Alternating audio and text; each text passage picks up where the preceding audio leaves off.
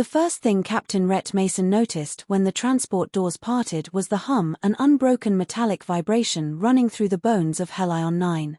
The fortress station floated above the Aurelian frontier like a spinning blade waiting to strike. Massive, cold, and restless. Even the air tasted of a war that hadn't started yet. Rhett stepped out in a plain logistics uniform, the grey fabric stiff and deliberately unremarkable. No insignia, no commendations, nothing to hint at who he truly was. The disguise worked. No one spared him more than a passing glance. He blended into the stream of workers hauling crates, scanning supply codes, shouting over dock machinery. A towering Threxian brushed past him, muttering, "Humans always in the way." Its forked tongue clicked dismissively. Rhett didn't react. He'd been briefed, humans were new in the Dominion, underestimated, viewed as upstart mammals with too much ambition. Fine by him. The less attention he drew, the deeper he could dig. He adjusted the supply tablet in his hand and joined a line of workers heading toward the cargo lifts. Holographic symbols floated above each elevator shaft, color-coded pathways representing the labyrinthine decks of Helion 9. Thousands of service routes. Few people realized how many of them were dead ends by design. Fewer still understood which paths mattered. Rhett did. While the others waited for the lift, he pretended to wipe smudges from his tablet, using the motion to scan the corridor. Aurelian soldiers in silver carapace armor patrolled the walkways. Surveillance orbs drifted overhead like metallic jellyfish, their lenses pulsing with cyan light. Every 15 seconds, their view rotated. Every rotation, a blind angle formed. He noted it. He stepped onto the lift last, blending with a pair of insectoid Zikra carriers. One chattered in its rapid, staccato voice. "More troops arrive daily. Dominion grows restless." The other hissed, "War coming. Everyone knows." Rhett looked down at his boots to hide his interest. War meant chaos. Chaos meant someone was pulling strings, and that someone was the exact reason he'd been sent to Helion 9. As the lift descended toward the lower decks, a female voice broke through the din. "You're the new human, aren't you?" Rhett glanced sideways. A slender, violet-skinned Aurelian woman studied him with curious eyes. Her officer's band gleamed faintly under the fluorescent light. "Yes, Rhett replied. "Private Mason. Logistics." She tilted her head. "I'm Lieutenant Sarini. I read the roster. Humans rarely volunteer for frontier-side deployment. I go where I'm assigned." "That so?" She smirked. "You won't survive long if you keep your shoulders that tight. Relax before someone mistakes you for a threat." He forced a casual shrug. "Just trying to do the job." "Well, on Helion 9, the job is never what it looks like." Her eyes lingered on him a second longer than necessary. "Be careful." The doors opened. Sarini stepped out first, her stride smooth and precise. Rhett followed, but once she turned the corner, he changed direction entirely, slipping into a side corridor marked maintenance only. The guards didn't react, no one monitored workers at this level. He walked calmly until the corridor bent out of sight. Then his pace quickened.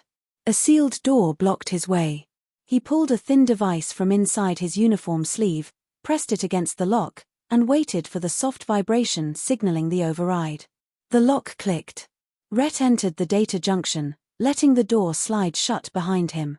Darkness greeted him. Rows of dormant consoles lined the room like skeletal ribs. Dust coated the corners, no one had bothered to come here in months. Perfect. Rhett activated his wristband. A faint holographic display opened above it. His mission briefing flickered to life. Objective: confirm or refute intelligence leak regarding unauthorized troop transfers. Suspected involvement: High Command.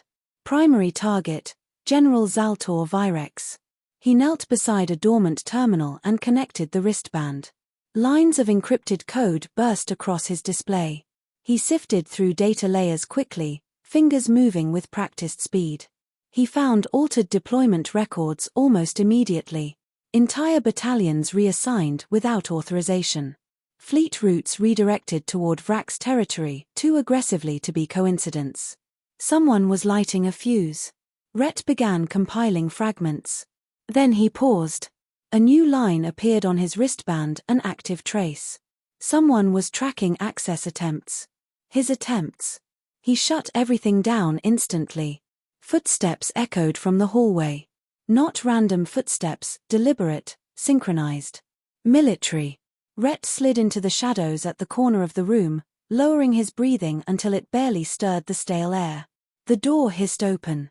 3 armored soldiers entered, scanning the room with handheld detectors. One spoke, its voice metallic. "The signal came from here."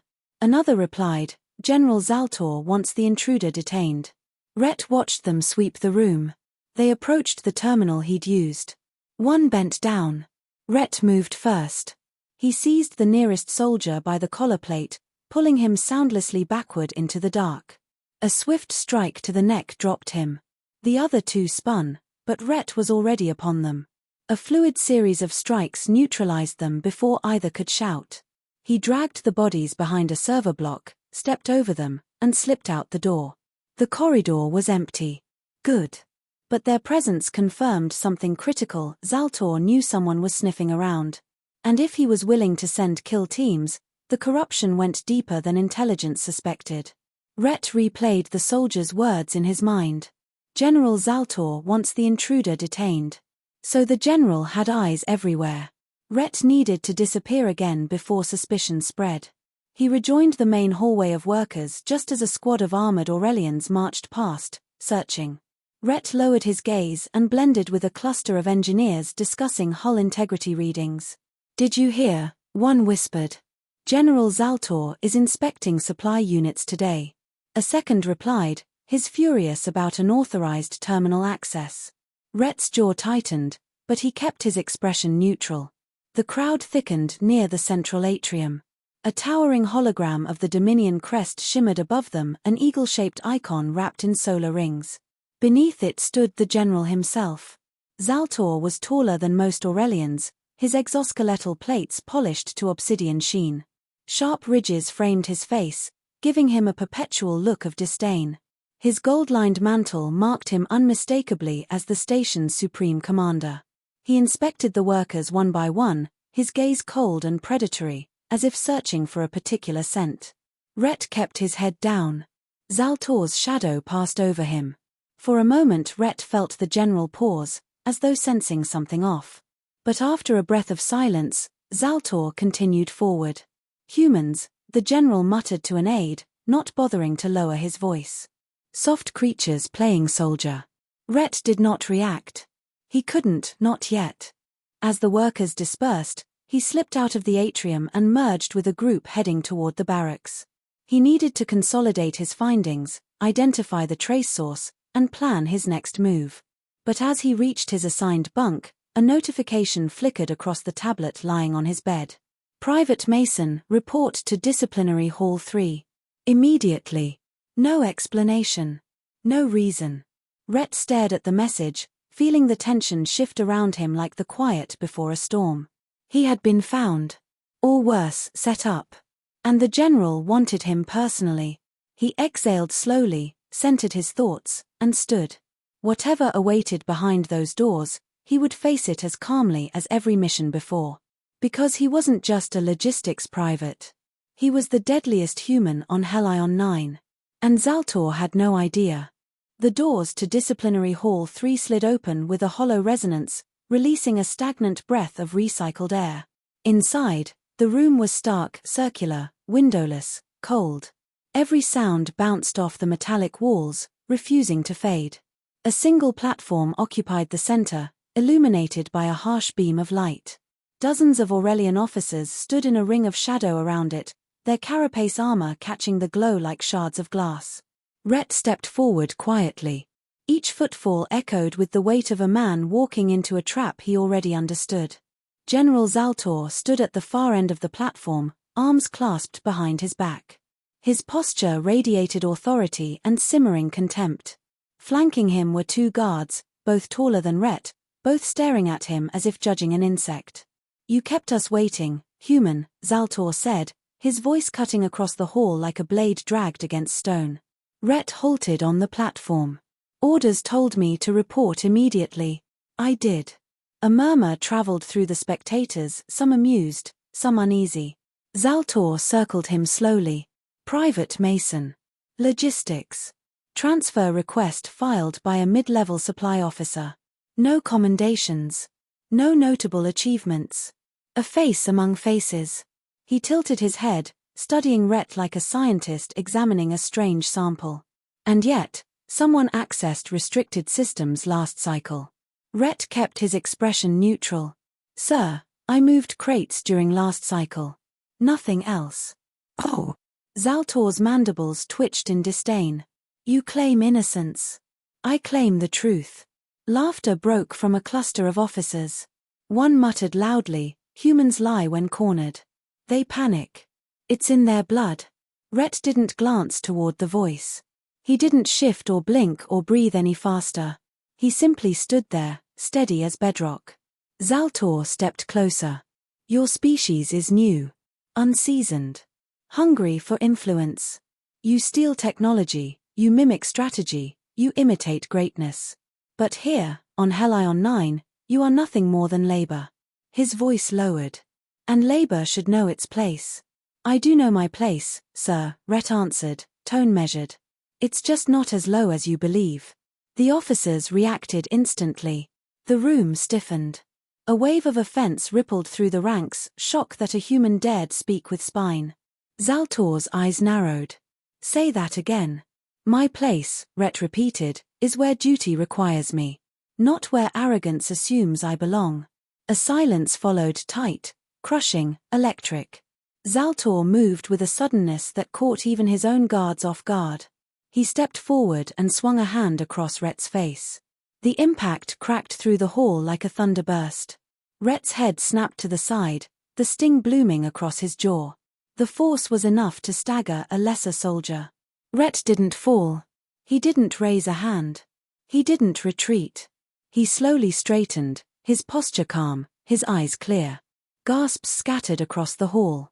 Not because of the slap violence was common under Zaltor's command, but because of the human's reaction. He showed no fear. No submissiveness. No outrage. Just quiet, disturbing composure. Zaltor's voice thundered, You dare challenge me with insolence? I answered a question directly, Rhett said.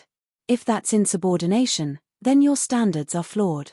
The general's mandibles flexed, a sign of rising fury. I could have you executed. You could, Rhett said. But someone might ask why a logistics private was worth killing in front of half your command.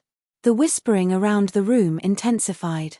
Officers exchanged glances, some uneasy, some intrigued.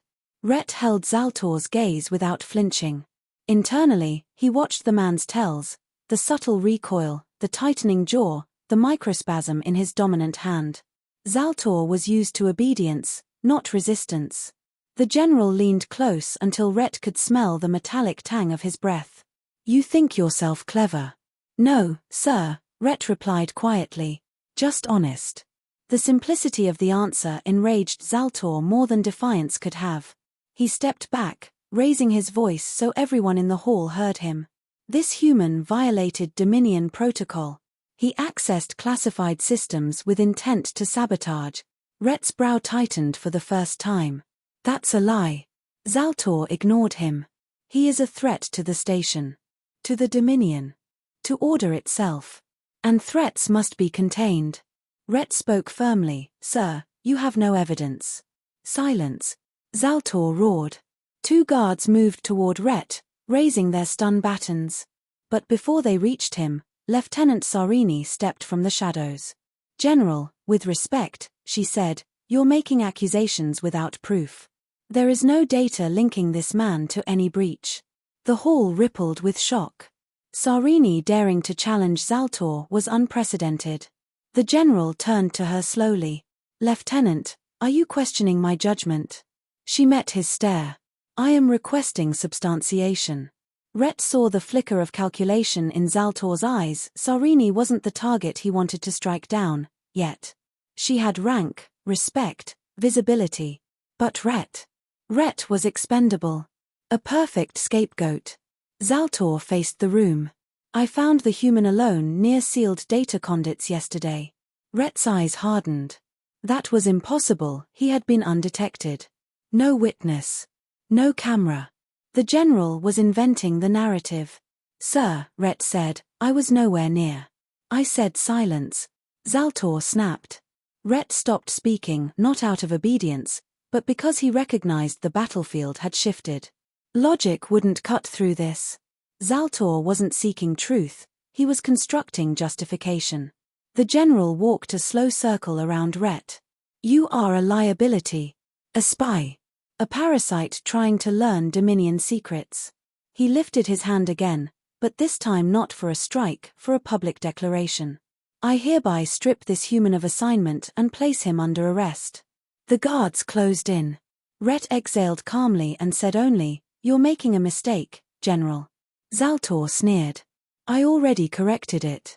At that moment, Sarini spoke again, her voice sharper. General, protocol requires an inquiry before detention. Zaltor turned his head slightly. Very well. We'll conduct one. His gaze cut into Rhett. Beginning with physical restraint. The guards reached for Rhett's arms. He didn't resist. Resistance would expose too much too early. He allowed them to clamp the metal binds over his wrists. The room erupted in whispers. A human. Bound like a criminal. Zaltor stepped close enough that only Rhett heard him when he whispered, You should have kept your head down, little rodent. Rhett met his eyes. You shouldn't have raised your hand. The general's expression flickered, not fear, but unease. A sensation he wasn't accustomed to feeling around a human. Rhett was escorted out of the hall, wrists constrained, guards flanking him. Behind him, officers murmured, the echo of the confrontation rippling through their ranks. Sarini watched him leave, her face unreadable. Zaltor watched with narrowed eyes, calculating. Rhett walked calmly toward whatever came next. He knew this wasn't an execution. It was the opening move of a much larger war. And the general had just chosen the wrong opponent. The detention corridor of Helion 9 hummed like an overworked engine, its dim lights flickering in brief, nervous pulses. Rhett walked between two guards, wrists locked behind him, boots striking the grated floor with a steady rhythm. The station felt different now, tenser, sharper, as if Zaltor's outburst had infected the atmosphere itself. The guards remained silent. They didn't know who they escorted. Few ever did. To them, he was a troublesome human awaiting interrogation. To Rhett, this march was simply an inconvenience. They reached a reinforced door marked Containment Cell B12. One guard keyed in a sequence, the lock disengaged with a deep metallic clunk. The door slid aside to reveal a narrow, windowless room. A single bench. A single light. No surveillance orbs, too delicate for this kind of facility. Rhett stepped inside. The door closed behind him with an echo that lingered longer than the sound itself. He waited 5 seconds, then quietly rolled his shoulders. The metal restraints clicked apart with a soft metallic whisper. He had palmed the microtool hidden beneath his sleeve the moment the guards clamped the binders. They never noticed. Rhett pocketed the open restraints and sat on the bench, elbows on his knees, mind already dissecting the problem ahead. Zaltor wasn't just paranoid, he was covering tracks. The false charges, the public display, the sudden aggression, classic behavior of someone who realized an operation had been compromised. Rhett needed allies. Or at least a witness to Zaltor's misconduct. The door beeped. A narrow panel slid open. A pair of violet eyes appeared on the other side. Captain Mason, a voice whispered. Only 2 people on the station knew that rank. Rhett straightened slightly. Lieutenant Sarini. She entered quickly, sealing the door behind her. Her uniform was immaculate, but her expression carried strain. She scanned the room, ensuring they were alone, then turned to him. You broke the restraints, she said softly. They weren't designed for someone like me. I suspected as much. She crossed her arms. You're not a logistics private. No.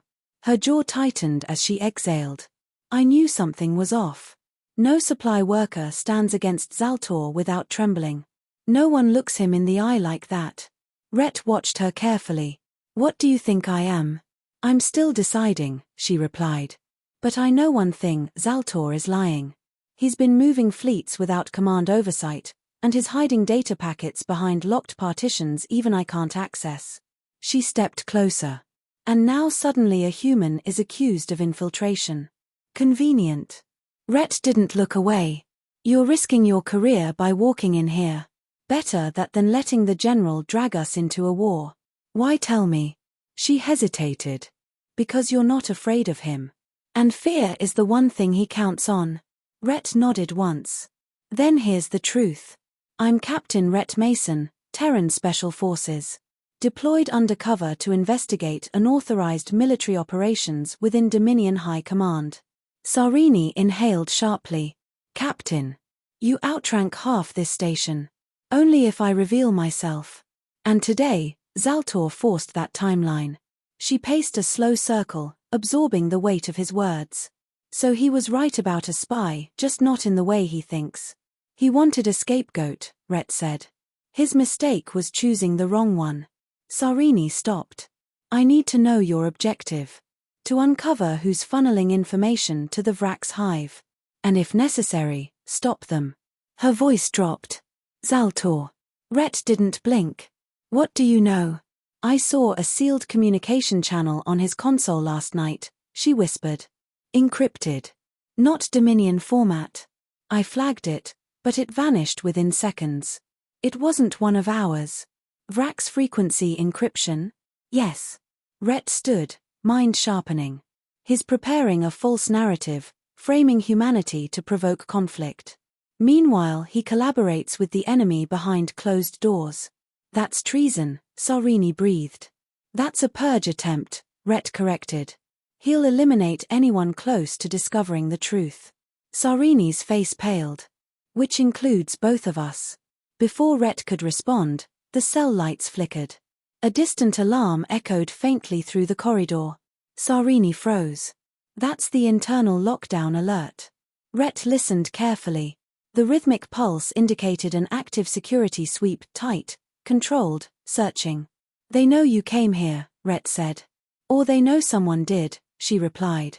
Either way, we're out of time. Rhett reached into his boot and retrieved a slim metal rod. He pressed it against the lower wall panel. The rod vibrated, emitting a soft hum. After a moment, the panel slid inward, revealing a crawlspace. Sarini blinked. How did you? I memorized the maintenance schematics before deployment. He gestured toward the opening. This leads behind the ventilation arteries. From there we can reach a communications spine and access the encrypted sectors. She hesitated. You want me to come with you? You're the only officer not under Zaltor's influence. And you have clearance I don't. Sarini studied him. If we get caught. We won't. Something in his tone steadied her. She nodded and slipped into the crawlspace. Rhett followed, sealing the panel behind them. The tunnel was cramped, forcing them to move on elbows and knees. Warm air currents brushed against their faces. Metallic clangs echoed through the structure above, guards sweeping the corridor they'd just left. Sarini whispered, I never thought I'd be crawling through ducts with a human special operative. Rhett gave a faint exhale, almost a smile. First time for everything. They reached a vertical shaft. Rhett went first, gripping the internal rungs with silent precision. Sarini climbed behind him, careful to match his pace. Voices drifted from the ventilation grate below. The human is loose. General wants full containment. Search every level. Sarini closed her eyes briefly. He's panicking. Yes, Rhett said. Which means he knows I found something. They reached a maintenance hatch. Rhett pushed it open and emerged onto a narrow catwalk overlooking the heart of the station's digital infrastructure, towering servers arranged like metallic monoliths, each pulsing with streams of data. Sarini joined him, gaze fixed downward. If he has an active channel to the Vrax, it will run through here. Rhett pointed. There, the isolated pillar. It's siphoning more power than the others. Sarini accessed a nearby terminal, fingers dancing across the holographic interface. This channel shouldn't exist. It's not Dominion registered. Rhett leaned beside her. Can you unmask it? I can try. Lines of alien code streamed across the display, dense, layered encryption that shifted like liquid metal. Sarini chased it, isolating fragments. Rhett monitored the server tower, watching for any physical signs of countermeasures. Then the screen flashed red. Intrusion detected. Sarini cursed softly. He hardened his network. We triggered an alert. Boot steps thundered in the distance, heavy, coordinated, converging on their location. Rhett looked at her. We need proof. Now. Sarini's jaw set. She dove back into the code while Rhett positioned himself between her and the catwalk entrance. Seconds stretched thin. The footsteps grew louder. Then Sarini gasped. I have it. She pulled up a feed, the unmistakable language of the Vrax hive shimmering across the screen. A voice transmission recorded in the last cycle. Zaltor's voice negotiating fleet movements. Rhett sealed the data into his wrist device. Time to move. Guards rounded the corner. Their rifles glowed with charged irons. There, one shouted. Rhett grabbed Sarini's arm and sprinted down the catwalk. Energy bolts hammered the railing behind them, sparking violently. Where are we going? She yelled. The only place Zaltor can't silence us, Rhett said. Where? The assembly hall. Her eyes widened. You're going to expose him publicly? Exactly. They ran as alarms erupted across Helion 9, echoing through every deck like a storm rolling through metal valleys.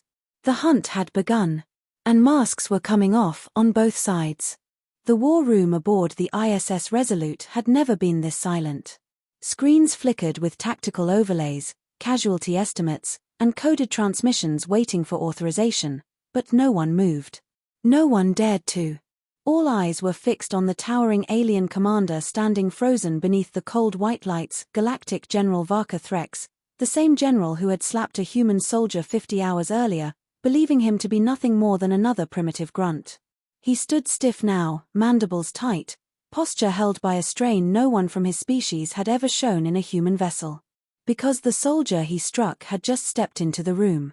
Elias Ward, wearing the simple black uniform with no rank displayed, walked in with the unhurried confidence of someone who understood exactly what power he held. His expression was calm, but years of battles carved into his stare gave him a gravity that settled over the room like atmospheric pressure. Varka's eyelids flicked in disbelief. You, the general rasped. How could I not have been told? Elias didn't stop until he stood 3 feet from him, close enough that every guard in the room tightened their hands on their weapons. You didn't ask, Elias answered quietly. There was no malice in his tone, but the directness landed with more force than a shouted accusation. Varka exhaled hard, shoulders lowering an inch as he braced himself. I struck you, Varka said, voice low. I believed you a disrespectful subordinate. You believed what you wanted to believe, Elias replied.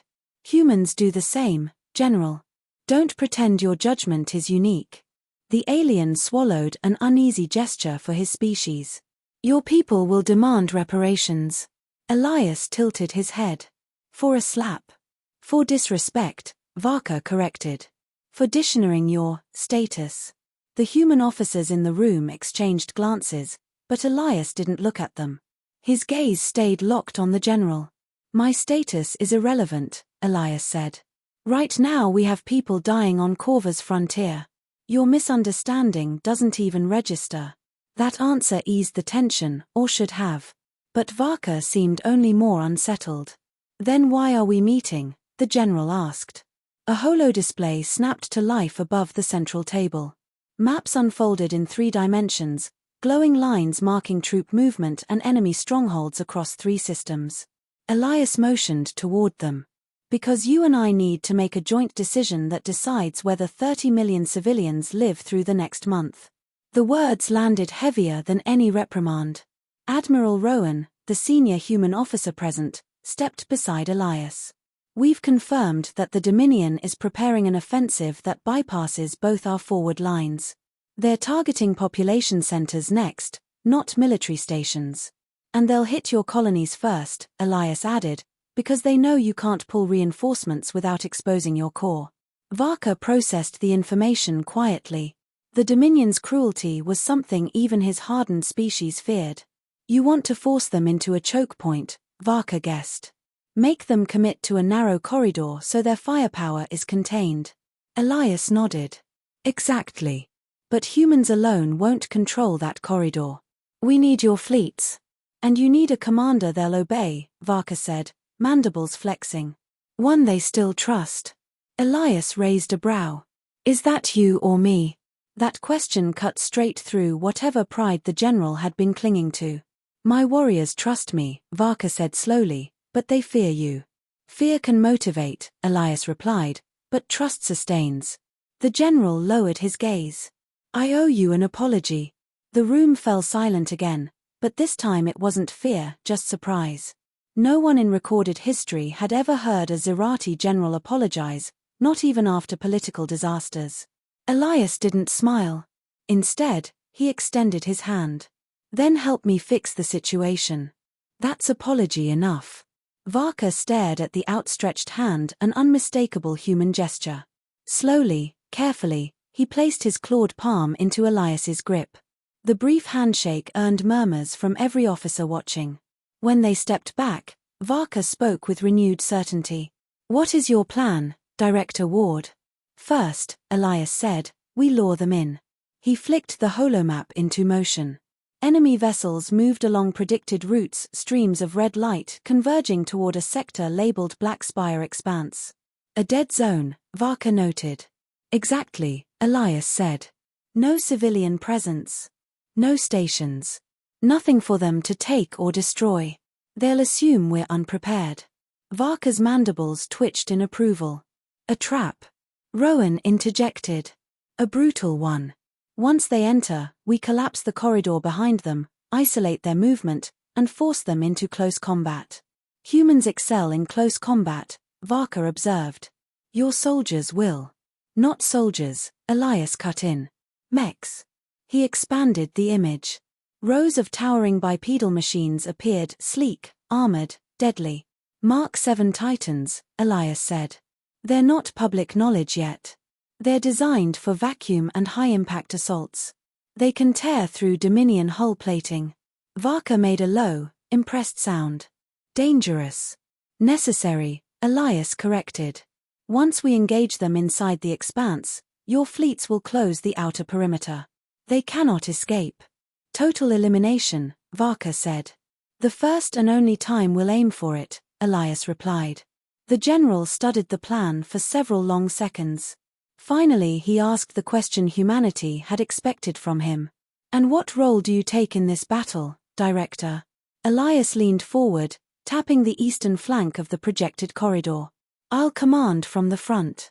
Varka's eyes widened. That is unacceptable.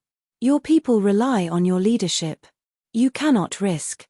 Elias's tone hardened. My people rely on victory. I don't lead from a chair. Rowan cleared her throat. The Dominion expects Elias. They've studied him for years. If he's present, it forces them to commit their top command. That prevents them from falling back and regrouping later. Varka considered this. So you intend to draw their Grand Marshal into the corridor personally? That's the idea, Elias said. The general's posture stiffened. Your courage is noted. Not courage, Elias replied. Responsibility. The conversation shifted to logistics, timing, fleet deployment windows, emergency fallback tunnels, communications blackout periods. Minutes turned to an hour as the plan solidified. Varka questioned every angle, Elias answered every challenge, and Rowan synchronized human and Zerati capabilities to form a unified strategy. At last, the general stepped back from the table. I was wrong about you, he said. Humans fight with a ferocity that unsettles even us. Elias held his stare. Ferocity means nothing if we can't control it. Perhaps, Varka said. But today, I understand why your species survived extinction-level wars.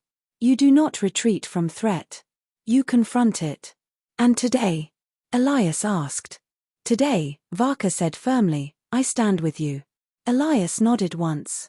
Then let's end this. The lights shifted to red, fleet mobilization status flashing across every screen. Officers rushed out. Engines rumbled through the ship's frame. Space outside the windows shimmered with the silhouettes of assembling warships. As the room emptied, Varka approached Elias one last time. "If we fall," the general murmured, "our peoples fall with us." Elias didn't flinch. "Then we don't fall." The general exhaled a gesture of acceptance. "May your titans hold," he said. "May your fleets strike true," Elias replied. The final holodisplay displayed 3 words.